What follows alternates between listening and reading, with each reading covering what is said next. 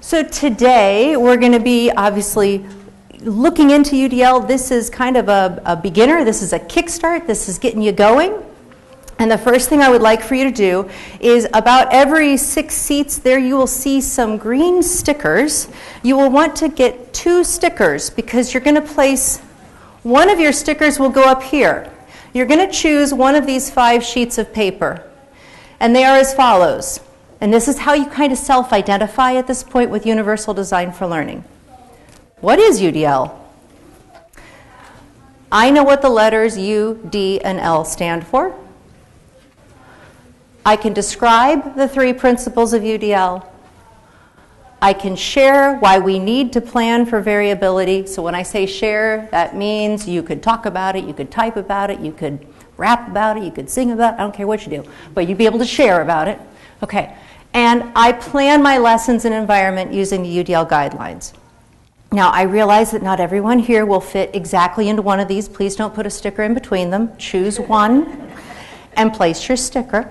The other thing you're going to do is over here you'll see there's 4 sheets of paper, and I apologize, I need to have one other here. It didn't get included in the photos because I have general education teachers, special education teachers, specialized instructional support personnel, administrator, and then I'm going to just put other, because those of you who are like me, we kind of hang out with educators, but you know, we're not like in that classroom setting, so I need to make that really quickly. But you're also going to be placing your green dot on one of those soon-to-be 5 sheets of paper. So go ahead and get up and start moving. Okay, this is awesome. We got a few people who are saying, what is UDL? They woke up this morning, they thought maybe it was a vodka drink from Australia, perchance. But now they're learning it's something that we in education think about. I got a bunch of people who know what UD and L represent. I got nobody who, everybody skipped over this one, and here to share why we need to plan for variability. So fabulous. So we have a little breadth of knowledge in here. If we go back and we see who is populating our environment, we have a few general educators. We have a healthy amount of administrators and special education teachers, a few specialized support personnel, and then I got a couple of people who did go ahead and claim other. I'd be right there with you, sister, brother. We'd be there together. Okay. So at this point, if you are sitting on your own, then you're going to want to at least partner with one other person, because I'm going to take you into a little bit of a brainstorming activity. And that's going to be with some paper clips. So go ahead and move if you need to, so you're sitting near enough to somebody else so you can brainstorm if you're sitting by yourself. If you like personal space, you can move back to your space again later. It's okay. It's good.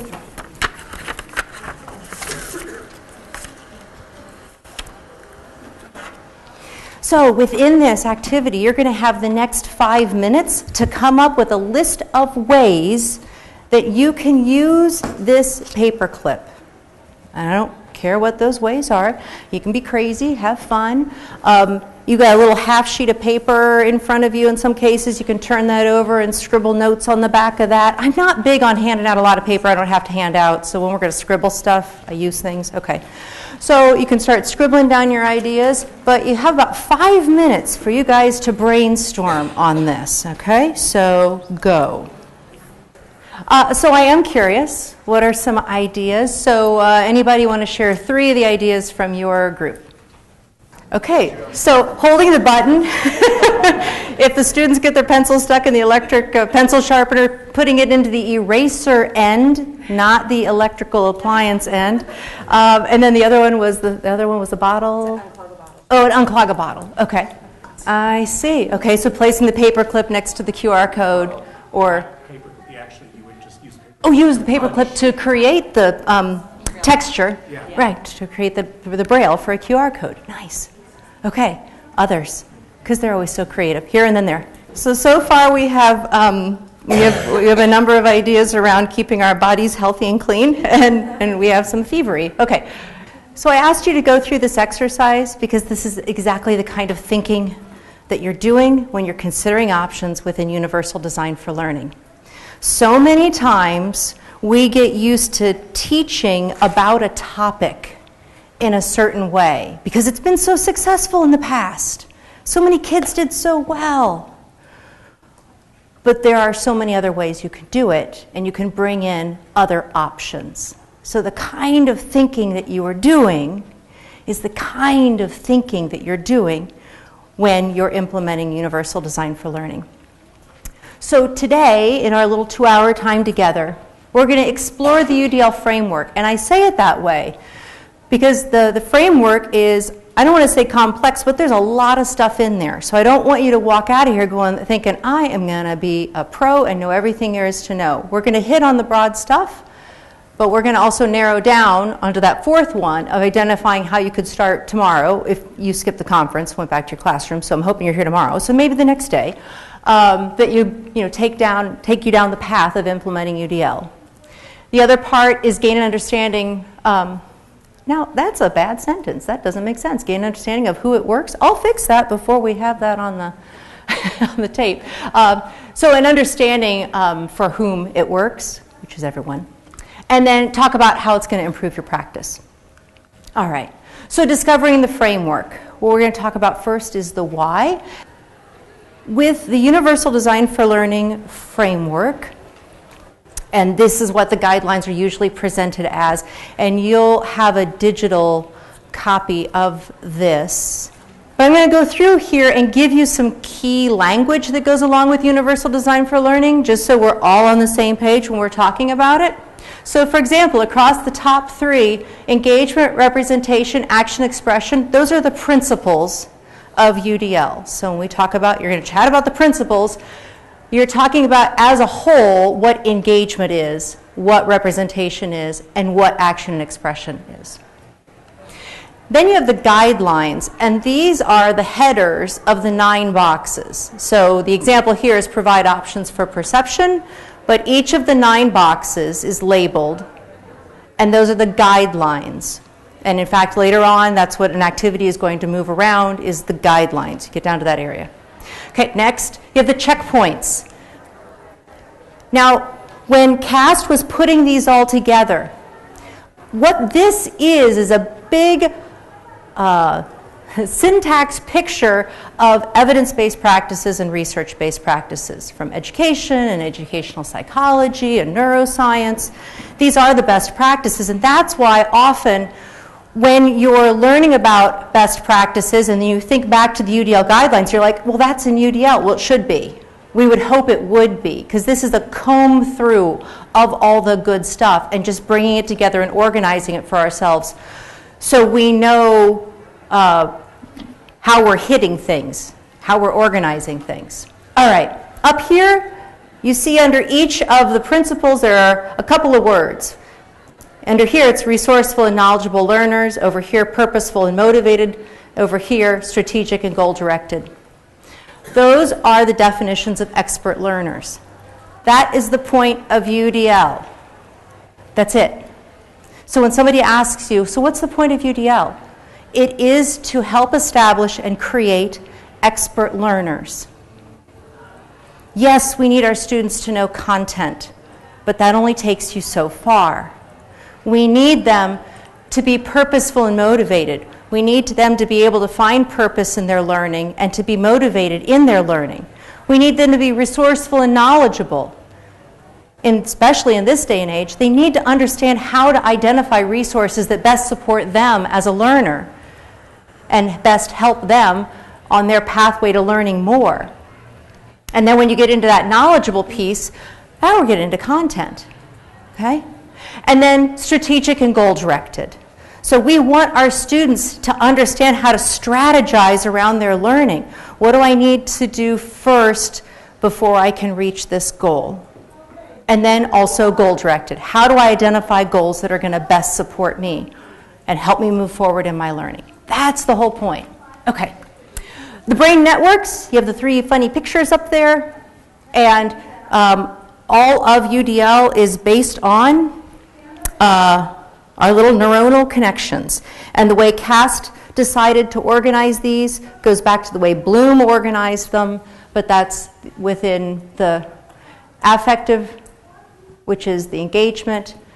We have representation as the recognition, and then strategic, which is action and expression. Okay? There's a nice gloss over. The reason that the colors are there is to kind of give a representation of what part of the brain is likely to light up, but more action happens there. But they just wanted to give people kind of a zoning in. And I'll talk a little bit more about this as we move forward. The affective networks, the recognition networks, and strategic networks, as I just described. We have the why of learning, the what of learning, and the how of learning. The why, the affective, that is our deep and emotional connection to learning. But the deal is everything we do is emotional. We like to think that we make unemotional decisions, and it's not possible. It's not how we're wired. Everything we do goes through our affective networks.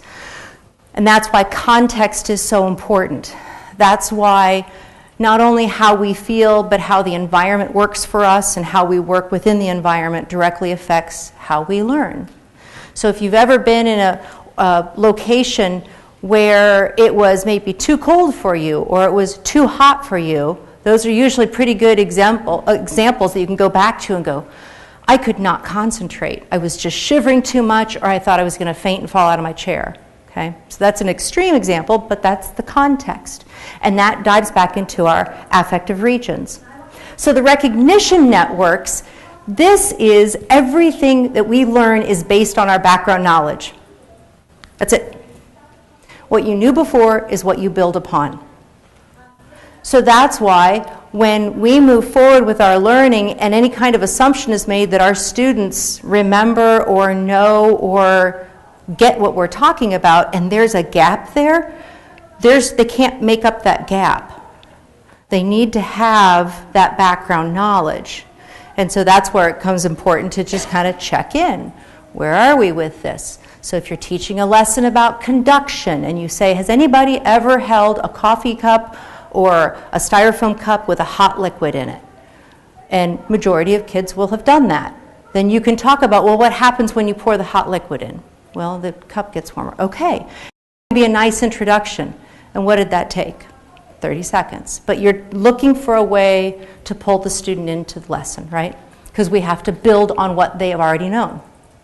The strategic networks, and this is where we're helping our students plan what they need to do.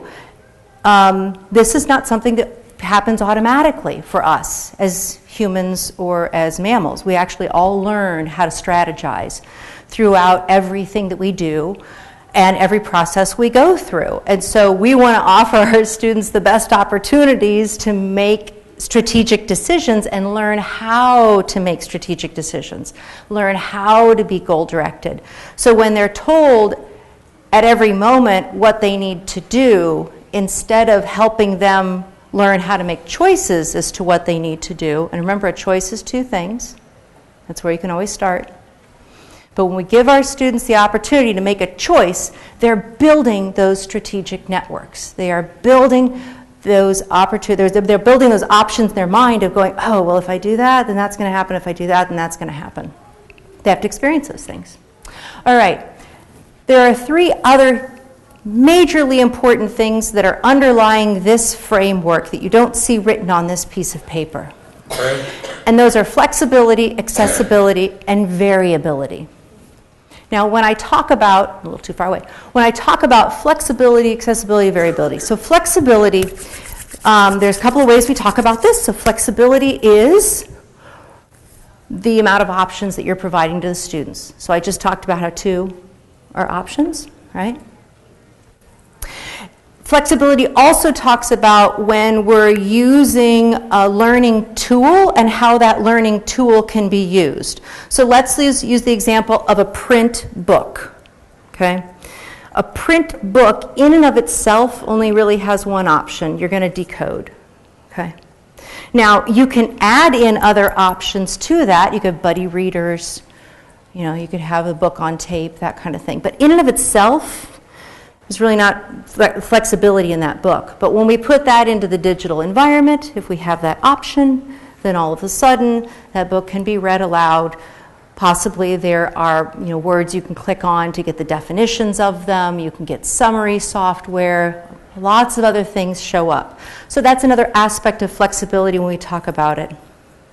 So universal design for learning is not about the technology. Okay, that's a myth. But technology does help because it provides some additional flexibility that we don't have otherwise. So we have to be open and honest about that. When we're talking about accessibility, and those of us in the special ed environment, we think of accessibility in one way, and it aligns with this. But within universal design for learning, accessibility just means I have the opportunity to learn here. I know I'm going to have access to learning because there's a lot of different ways for me to come at it. That's what we're talking about when we talk about a universally designed environment. There are lots of different ways to come at that learning because it's been designed that way. And the last piece is variability, and I'm going to let Todd Rose talk about that in a video, and I'm going to use the little mic here. I'm going to give this a sample because this wasn't loud enough, I don't think, although it's closed caption. So we're going to see if I can play a sound game here. But anyway, Todd Rose is in no relation to David Rose. If you know about CAST, David was one of the founders of CAST and Universal Design for Learning. But Todd happened to work with CAST.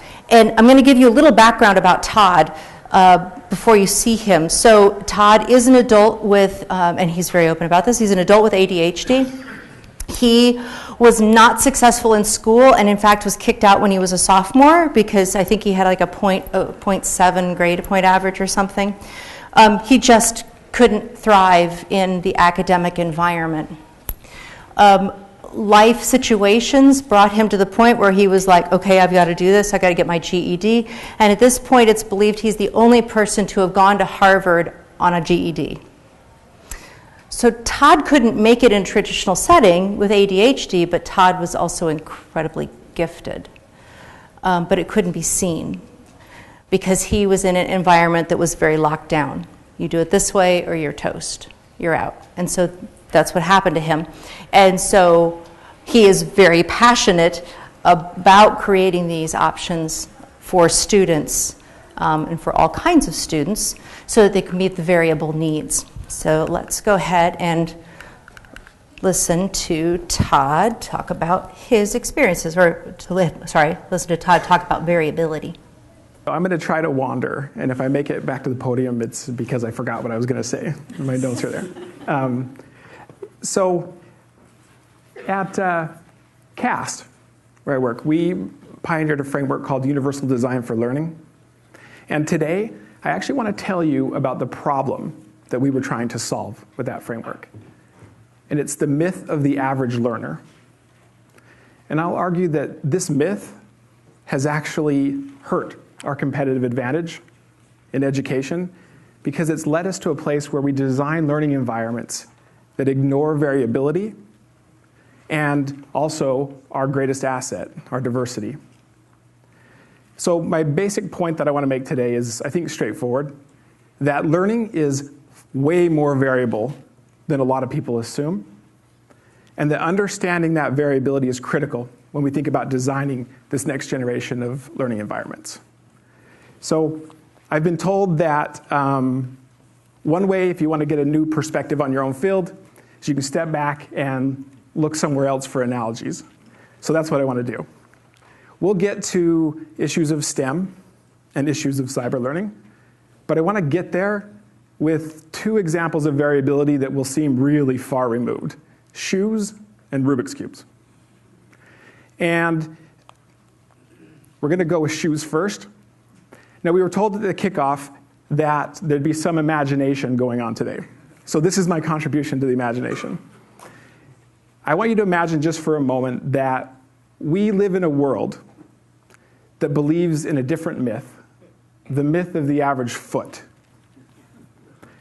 And let's just call it a men's size 8.5. And I also want you to imagine that you were all asked to be here not because you're smart, but because you might have potential to be great sprinters.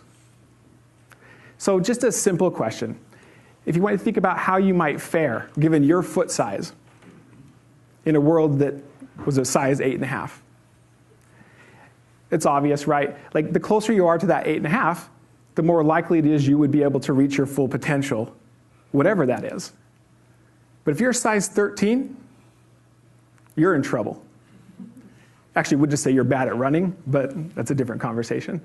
The good news is we don't actually live in a world that believes this myth because we can see the variability. And because we can see it, we design for it. And when we design for it, we end up being able to recognize talent that would have otherwise gone unnoticed. Like Usain Bolt. If you don't know who he is, you will in the London Olympics. Fastest man in the world by far. And he's 6'5" and wears about a size 13.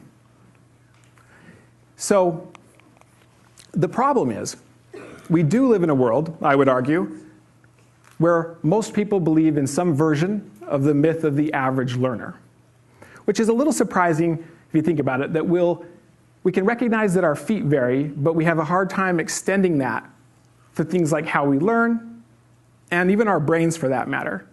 And as someone who spends time thinking about the brain, this one really is kind of funny to me. I mean, your brain has like billions of neurons interacting to form networks that interact with your environment and are constantly being shaped by your experience. Yet somehow, magically, out of that complexity, we think that our brains end up more or less the same. But the truth is, they're not.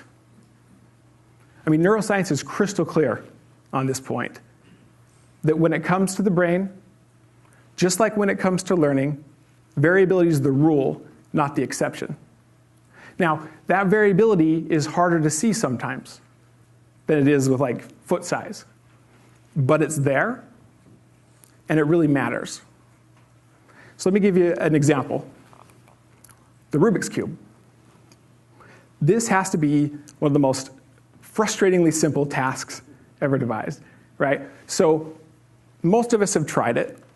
Some of us may have completed it, but very few of us are what I would call an expert at it, which is, can you solve it in under 30 seconds? I know, right? So there are people that can do this, but what's more interesting than that is that when you look at that elite group, it turns out there are many different strategies that they can use to get them to expertise. For example, if you're good at being able to do pattern recognition really quickly, there is a specific strategy for you. And it's a different strategy than if you're one of those whiz kids that can memorize 50 algorithms in your head. But there's a strategy for you based on that, too. The only strategy you don't want to use is the one I used as a little kid, which involves peeling stickers off, right? It turns out people totally know you cheated, and it takes way longer than 30 seconds. The trick is that basically if you wanted to be an expert at the Rubik's Cube, there are many strategies you could choose from. And the best strategy would depend on your particular variability. Now, I want to stay with the Rubik's Cube example, and I want to extend this to a different dimension of variability, not just strategy. But this is TV Raman, a colleague of mine. He's a computer programmer at Google, bright guy, and he's been blind since childhood. So if we just think for a minute how we might design a learning environment where Raman could demonstrate his potential at a Rubik's Cube. So that's pretty straightforward. Before we could even think about differences in strategy, we'd have to think about the way the cube is represented to begin with. Color is an arbitrary choice, and it's not the only way that we could have represented the cube. So a simple answer would be just to change the representation. And people have done this. Here's a Braille Rubik's Cube. And if you're like me, the first thing I looked at, I said, wow, that is beautiful, right? And then I start thinking, but wait a minute, is that really good design? Why is it white? Now you have to, only if you can read Braille can you use that cube. If you don't read Braille, you're locked out of it. And now we're stuck building two cubes. So now we start to lose economy of scale. But it didn't have to be that way, right? If we would have thought about variability up front, we could have designed a cube from the beginning with multiple representations. And then Imagine if we actually, at the same time in that learning environment, explicitly taught the different strategies that could get you to expertise. Now we would be somewhere closer to supporting variability, somewhere closer to universal design for learning, and somewhere where we would be able to recognize talent that would have otherwise been overlooked, like TV Ramen. Turns out he's a man of many talents, including being an expert at the Rubik's Cube. 24 seconds. It's it's amazing, actually. But the thing is that's only possible through good design. And I would argue good design is only possible when we understand variability. So what does this mean for STEM and cyber learning in a sec? Well, if there's a lot of variability in something as simple as a Rubik's Cube, think how much variability there is in something as complex as inquiry science. And this is important because the increased variability means that there's a bigger cost to believing in the myth of the average learner, because it means we will design environments that are not really a very good fit for most students. And it means we have the risk of missing out on a lot of talent that could have added to our competitive advantage. But the thing is, it's even bigger than that. Think about the United States. We are one of the most diverse countries in the history of the world. But that means that the myth hurts us worse than it does other countries, because it leads us to neglect what are our greatest assets, our diversity and our capacity for innovation. So it makes me think about this. We often hear these reports that say in high school our performance in STEM is lower on average than it is to some other countries. But I would ask you, what if that's not the right way to think about it? What if the average doesn't actually define us? Like, what if we tried to win in a different way by being very serious about designing environments that genuinely support the full range of the learners in our classrooms? It's a different approach, and it would be challenging, but I think it would be worth it. So, lastly, when I think about what this means for why we're here, for cyber learning, I think it means we have a choice to make. What do we want cyber learning to be? Do we want it to be a collection of tools that makes the average better on average? Or do we want it to be an ecosystem of learning opportunities? I vote for the ecosystem, but that's going to mean, to get there, I think we got to understand variability, and we need to understand how to design for it. Thank you. So obviously, Todd was at a conference on cyber learning and STEM, but I think it's all transferable in our thinking. What kind of an ecosystem do we want to create? So what I'd like for you to do, and actually I'm going to do this, show you. If you're not familiar with Safe Share TV, just went back to that. So if you use this, if you're in a school that is, you're enabled to use YouTube, and it's always kind of scary when the video ends because you never know what pictures are going to pop up at the end. Safe Share TV wipes all of that out. It also wipes out all the commercials, any of the ad pop-ups. And so as educators, it's free access, what have you. But it's just safeshare.tv, and it's what I use wherever I go because there are places on the internet I don't go, but apparently YouTube thinks I should go there. So I don't want that up there. Okay.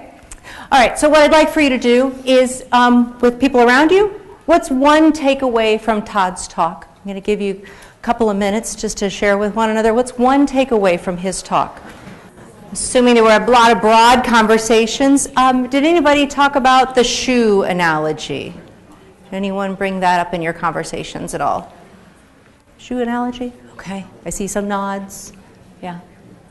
So the fact that variability can't be seen. Those of us in the classroom, we know that. Any of us in education, we know that. But it's always kind of nice to have the aha moment of bringing that to light and then to put a word to it. The Rubik's Cube. People talk about the Rubik's Cube. Okay. That there are different pathways to learning. Todd talks about this in a different talk, and he lays out all of these different strategies that are used. Who knew? I just knew I could never do it. So I didn't go to learn one of those strategies. I don't know, and, you know, the kids who pick it up and the adults who pick it up obviously make their way to one of those strategies. But another way to think about this, which is interesting, and Cass talks about this, they use this as an example also for expert learners. Because if you think about individuals who gravitate toward a puzzle like the Rubik's Cube, and for some people, maybe if they're like Todd had said, the whiz kids with the algorithms and they see things and they get into it, but there are other people that work on this for long periods of time. And Cast, in one of their books, they talk about a young man, I think his name is Seth, but grade school kid, but he practiced every day after school because he wanted to beat his like 22-second record. So what is Seth displaying? He's displaying the traits of an expert learner. Now, some of us might like to call that obsessed, right? So we like to jokingly jump over there. But Seth has a goal. He's got a purpose and meaningful, right? So we don't want that to get in the way of Seth's other learning. But he's really focused. He's showing the traits of an expert learner so that he can improve. He's got a goal there. He's going to improve on this. So the other thing that Todd talked about was economy of scale. And did anyone discuss this part of his conversation? It kind of gets lost in there a little bit. Okay. So economy of scale, if you're not familiar with the term, comes from our friends in the financial area. But it's when you design in such a way so that a lot of people can use whatever that thing is. And that's obviously what we want to try to do in our classrooms. So when we design an environment where we've got these options built in, they are there. They're just part of the environment. So that means that when you're doing your lesson planning every day, you're not inventing something new every day. Your kids already know that it's a part of your school, your classroom culture, that if they're not good decoders and the goal of your lesson has to do with decoding, they know that they've got a support system there. They know they've either got buddy readers to go to, they know maybe the book's going to be read aloud by the teacher or a teacher helper or what have you in the corner. They know that they can go over to the MP3 center and plug in and listen to it, whatever it is. Okay? They know that that's just a part of the environment, so you're not spending time in the lesson teaching them about these options. They're just built in. So that's just one example, but that would be a way to think about economy of scale. You're building it in from the get-go. So when we think about retrofitting, that's what we spend a lot of time doing in our lessons, or we can spend a lot of time doing in our lessons, because we've designed the lesson, we're in the midst of teaching it, the kids aren't getting it, and what do I need to do? I need to change something. And you spend time doing that, and then you might have to repeat that several times over a course of lessons. Oh, wait, I should have put this in there. So it can work for your students, but you're adding it in later. And what we're encouraging is that you think about that economy of scale and you build it in from the beginning. These are actually steps. The doors to this mall are up here. It's in Malacca, Malaysia. And I walked in these doors and looked down these steps and got so excited. I was like, oh my gosh, it's a great example. So I went, there's escalators over here, and I went up the escalators and took a picture. Because these, they have the ramp built in for strollers or what have you, right? Or you can use the stairs. And on either end are just regular stairs if you want to use those too. But it's not like at 2 o'clock every afternoon the mall makes an announcement and says, we're going to get rid of the ramps. If you need ramps, you have to go over there. It's built in. It's always there. The option is there. Always. All right. So let's put this in a classroom. So note-taking, how it's performed. We know that we often have students writing down notes. So another option might be that they're typing. Many of you are doing that in this situation, in this setting. And I see a variety of different ways of taking notes going on too, and a variety of different devices. We might have this too. I don't know if anybody's doing the auto recording right now. That's fine. This is the only way I made it through statistics the first year that I was at the University of Kansas. This is it. I went to my professor at the 3rd class and I said, Dr. Tollefson, can I audio record this class while I'm taking notes because otherwise I'm sunk? And she said, that's fine. So then on Saturday morning, I would re-listen to my notes. I was just so exciting. I would re-listen to the lecture and I'd retake the notes. But that's the only way I could make it through. And as a learner, I had that option available to me. Okay? So that was a note-taking. So that's the how is it performed. And then the note-taking, the structures that we can provide. So we help our students, for example, learn about Cornell notes, right? Where they're learning about getting the key terms over here and then adding in the definitions of what those key terms mean on the other side. Or we teach them about mind mapping. Or we teach them about taking an outline and forming an outline. So we give them strategies around what note-taking is. So when we're saying to our students, you're going to be taking notes today, they know that they have ways into it. So their affective region isn't going, wow, I got to take notes, I don't know how to do this. And then they are lost and they aren't keeping up because they're worried. We've given them options, some representation, how you would do that. It's the what's here, all right? And then the how, if we've got that flexible environment, we've got some different ways for them to work through how, right? All right, so what's in the framework? And this is where you're going to start getting a little busy with what's in front of you. So I'd like for you to work in pairs or threes, if that's possible. So kind of look around and see who's closest, but you kind of are all sitting in that kind of a setting already, so I think we're good. Okay. You're going to discuss a really recent lesson or one that's coming up. So either what you just taught yesterday or Friday or what you're doing this Thursday or Friday. And you're going to use that lesson to reflect on some questions that are on the next slide. And you also have a handout, a little half sheet that has this information on it in front of you. Okay? And you're going to rotate through 3 guidelines. And when I say within your section, it's with these people with whom you're seated. When I was designing this, normally when I know how many people I'm going to have and I know what my room is, I've got people up and moving. So I'm going to tell you that during this section, if you want to stand up, if you just want to move to a different area, if you need to, please do that. I don't intend for you to be on your bum for 2 hours. That's a little too long for anybody. All right. So as you're looking at these guidelines and you're thinking about your lesson, the lesson, what should my students take away from this lesson? So that lesson that you just taught, or the lesson you're going to teach coming up, what's the thing? What's that thing that they're supposed to take away during that lesson? So it's kind of like the goal, okay? But narrow in on that. Then think about which activity most closely links to that thing. You have lots of activities that go on during lessons, but did you have one that really felt good in there? How will this guideline help me provide another option within that activity? So as you think about that activity and you chat about it, when you read about your guideline, you're going to discuss some other ways that you might have been able to enhance that activity and bring in some additional options. So I'm going to give you some examples.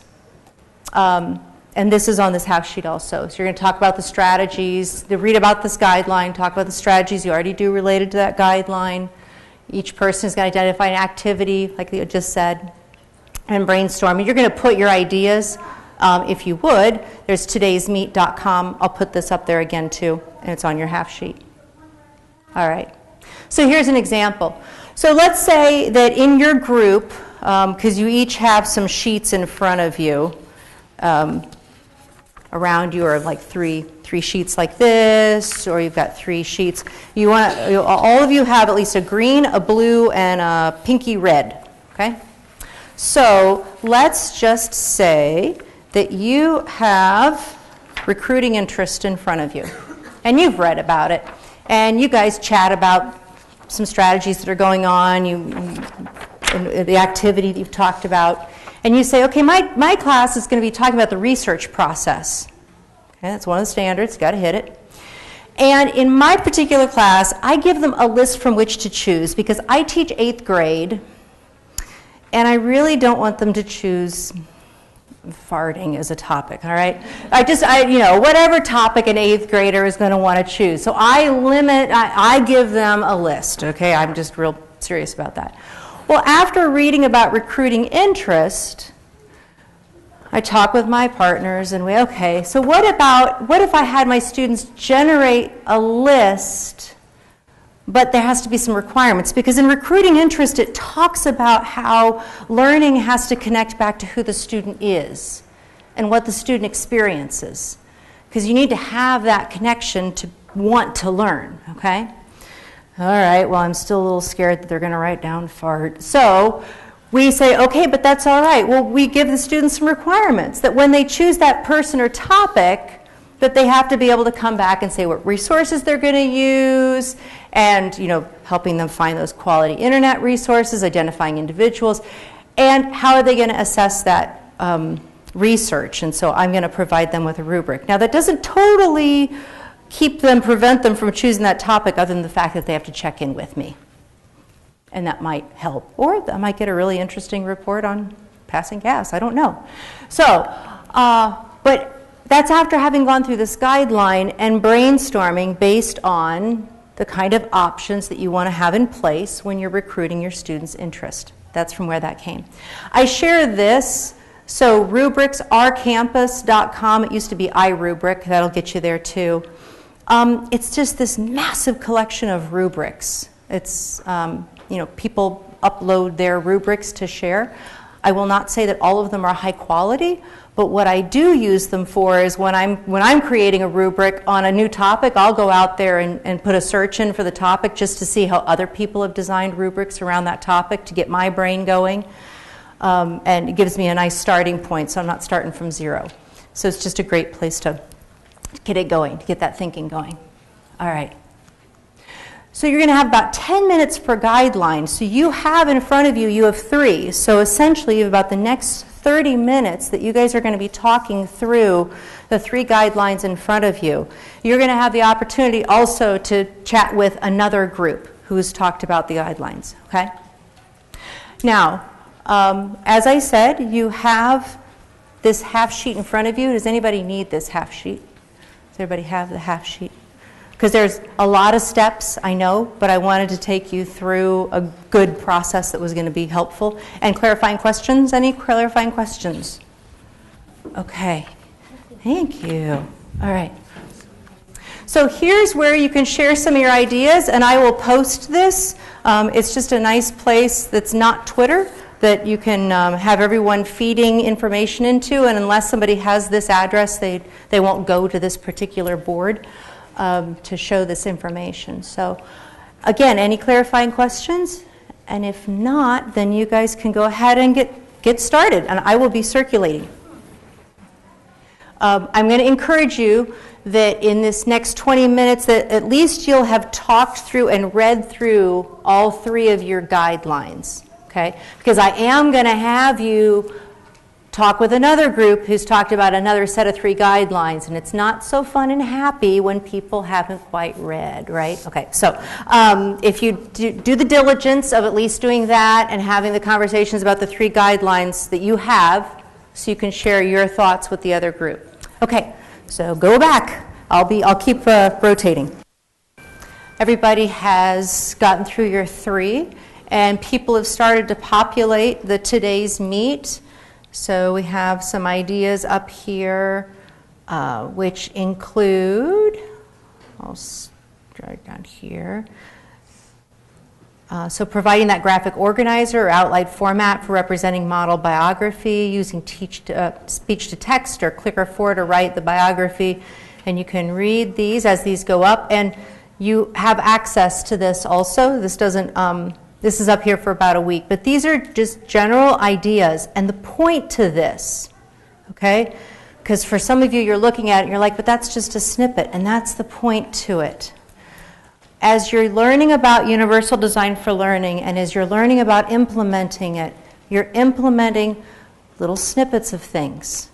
And those little snippets of things become a part of an enriched environment, because as you add these options in and everybody gains practice around using the options, then you can move forward. And I'm going to say that again.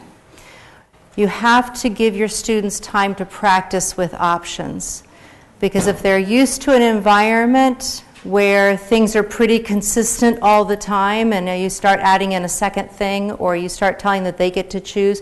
I watched a video of a classroom last week. I'm working with some teachers. They're sending me lesson plans, and they video record it, and I watch it. This was the first time the teacher had ever told the kids that they could choose their own partners. And so they were always used to her placing them. So she said, okay, stand up, and you need to choose 2 other people with whom you're going to work. And the kids just kind of looked at each other. They didn't know what to do. And then what happened was they went, boys and girls. So that was the first thing. And in fact, one of the boys kind of wandered over to the girls' area, and they were like, no, you have to go over there. He's like, okay, I'll go over. But this was the first time, right? And so this teacher, as I'm talking with her, she's like, oh, I'm so embarrassed. They didn't do a good job. I said, what do you mean they didn't do a good job? They found groups. They found groups. They happen to be gender-based. That's okay. It's really okay. But this was the first time. Now imagine that you give them that option a few more times over the next few weeks. You don't have to do that every time. We know as teachers we definitely want to have control over how our students are grouped for certain activities, right? But if the students also know that every once in a while the wild card is thrown in and they choose their own, that adds a little extra piece for them. But it has to be something that's practiced. And we have to, administrators, supporting teachers, not getting the baseball bat out. And when the option doesn't go so well, you're not going, oh, I'm just going to throw that out the door. No, it's bringing it in. It's bringing it in, it's introducing it, and it's being kind to everyone and setting up structures that allow that to flow forward. Another thing that I always talk about when I'm going to ask teachers to talk about when they're going to add in options is to tell your students, hey, you know what? We're going to do something a little different today. Usually we do whatever this activity this way. Or even asking them, how do we usually do this activity? You'll have kids that know, right? And then you say, you know what? We're going to do something a little differently today. And Mrs. Nelson wants to see how this works. So we're going to try it, and then you're going to tell Mrs. Nelson how it worked. And you leave in that time for that feedback, and then the kids start taking ownership of it too. It's a great way to build that inclusive environment where all the students know that their opinions are valued, and they also know that they're invested in it. Everybody's watching. All right, so what I tried to do, and Paul helped me when we were laying out these papers, was to spread out the groups enough that you should be able to turn to another group near you. We might have a little repetition over there in the corner. But you should be able to turn to a group nearest to you and see if they have a different set of guidelines. Again, if you want to choose and get up and move, then that's fine. What I'd like for you to do is you're going to share with the other group highlights about your guideline. So we learned about executive functions. Here's my big takeaway from executive functioning. Okay, you're going to do that with your guidelines, and then you also are going to share 3 ideas that you guys came up with related to one. You can do one idea per guideline. You can do 3 ideas for one guideline. Whatever inspired you. Okay. But I want you to share those aha moments that you had about the guideline related to instruction. And I'm going to give you about 8 minutes to do that with one another. So it's a tight conversation, okay? All right, go. All right. If I can bring you back. We've had some great conversations. There is a slight possibility that at this point your head is saying, I'm swimming. This is a lot. There's a lot of stuff going on in my head. So these are the things that I'd like for you to think about with the where do I start. So I asked you to consider some things that you could begin with in your classroom. And a way to think about that is, I don't know why that would I want to go. Okay, what's the one thing that you talked about with your partners that resonated with you? Do that. Simple as that. Do that thing. Okay? What if you don't have your own classroom? share the piece that you believe will resonate the most. So you heard some ideas and you thought, oh, that would work in my building, or that would support one of my peers with whom I work, that would support the gen ed teacher. I was a collaborative teacher, right? I was forever going to, because at that time we went to our own conferences. So, I went to a special ed conference and I would bring ideas back to my gen ed teachers. Okay? Same type of thing. So how do I know when I'm doing UDL? That's always the major question, always. So first of all, it's a framework, and you use the framework for your design. So if I walk into a experience where I'm providing direction, a lesson, what have you, like now, if I haven't looked at the UDL framework to double check that I've hit somewhere in all the guidelines, then I really haven't been using the framework. At this point, I know it, but I still go back to it and I look, because here's the deal, folks. We all have a style. We all have a style of how we provide instruction. It's just what we do. And so the other fabulous thing about the UDL framework is it helps you move out of your style or look for ways that you don't tend to teach. It helps bring new things into your milieu of instructional practices. That's the other reason I love it. I know that it forced me to change the way I provided instruction, and anybody else I know that uses the framework consistently, that's the same thing they say. Next, you'll plan for variability even before you meet the students. I can pretty much guarantee you that every classroom in the United States, you will have a student that does not read at grade level. Why is this a surprise? Right? Why do we start our school year going, oh my gosh, I have kids that don't read? It's not a surprise. And for so many of us, it's not a surprise when you have bilingual students or you have students who are English learners. And then it's not a surprise that we have socioeconomic issues in our classrooms. It's not, okay? This is the variability we plan on. Okay? We know that's going to be there. So as you start thinking about your school year, you start planning your classroom design, literally where you place things, how it will function, how your students will move in that environment, how the students will move through your school, what your master's schedule looks like. I'm telling you, you start looking through that lens of variability and not looking down the center of the pins, but including your split, your 7-10 split, you start thinking a little differently about your planning. So that's the other part of it. There's a little bit of a shift that occurs. Now, those of us who are in the world of special education, many of us have had to think this way, but I still contend that even those of us in special ed, we still thought about our group of students. So maybe we thought about variability, but it was with our kids, with our students with IEPs. And we're not realizing, now one other thing about variability that Todd doesn't talk about so much, but I'm going to talk about here. Context, I talked about a little earlier, matters. How you behave in the moment and how you learn in the moment is based on your context. Context changes. You're about ready to go to lunch, so either your blood sugar is dropping or you've sat long enough that you want to take the half-mile hike down the hallway or whatever it is, okay? Context has shifted even within these 2 hours. And as an instructor, I need to know that. I would have preferred to have you up and moving, but I didn't force you to do it, okay? But there are some things, right, that you would do within the environment because you know that context changes from moment to moment. And how you learn in the next session, because how you respond to that presenter will be different. As a learner, you will shift because of the context. It's what all learners do. And that's a nugget of variability that just is so fascinating to me because it's that constant shift. Now, before you get all freaked out and think, oh, it's too much, I can't plan for all that. There's systematic stuff that we know will happen. So let's go back to the fact that we know that we're going to have readers, low ability readers in our classrooms. That's systematic. We know it's going to be there. We plan for it. We know we're going to have English language or English learners. I have to get the new term to come out, right?